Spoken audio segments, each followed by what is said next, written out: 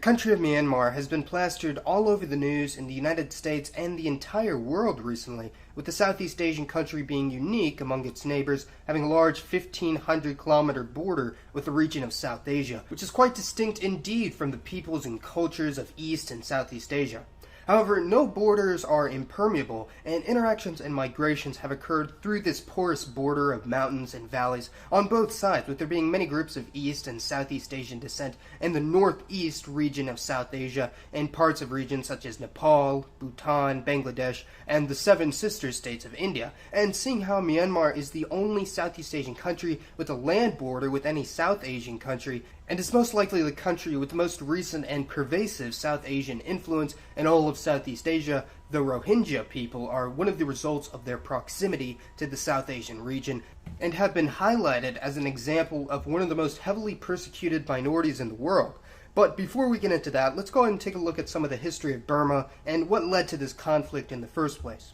Myanmar, which was historically and up until very recently known as Burma, has around 52 million people, and as mentioned earlier, borders the countries of Bangladesh, India, China, and Thailand. The bulk of Myanmar's population belongs to various Sino-Tibetan tribes, meaning they're related to Tibetan peoples and distantly related to the Chinese as well, with the dominant group in the country being the Burma at over 2/3 of the population. It's believed that the Burma's ancestors migrated south from the Tibetan plateau around 800 AD and gradually assimilated the original inhabitants, who were most likely from various Thai and Austroasiatic ethnic groups. Despite speaking a Sino-Tibetan language, the majority of the gene pool of the Burma is of Southeast Asian rather than East Asian descent, being similar in appearance to other Southeast Asian groups on the mainland of the region. The Burma and most other ethnic groups in Myanmar are a devoutly religious population ascribing to the Theravada sect of Buddhism, similar to other Southeast Asians such as Thai, Lao, and Cambodians.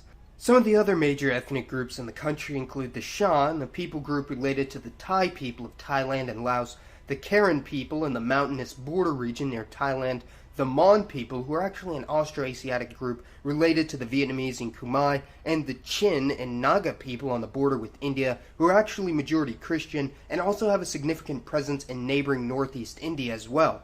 Now, the Burmese government recognizes all of these ethnic groups and over 100 others as the indigenous peoples of Myanmar, which grants them citizenship and free movement throughout the country. However, the Rohingya, who have actually been in the region for hundreds of years, are not recognized as a native group by the government, and because of this are denied citizenship and other human rights, which has resulted in chaos for their people. But why has the Burmese government felt and acted this way exactly? After all, the state of Myanmar does have many diverse people groups from many different regions and religions. The Rohingya people are an Indo-Aryan ethnic group, meaning that they're related to many other groups from South Asia, such as the Assamese, Hindi speakers, and especially the Bengalis, and their appearance certainly distinguishes them from other Southeast Asian groups, being far darker in appearance and having different facial features. The Rohingya are also predominantly practitioners of Sunni Islam, with Arab traders having arrived in the Bay of Bengal and spreading the religion around a millennia ago.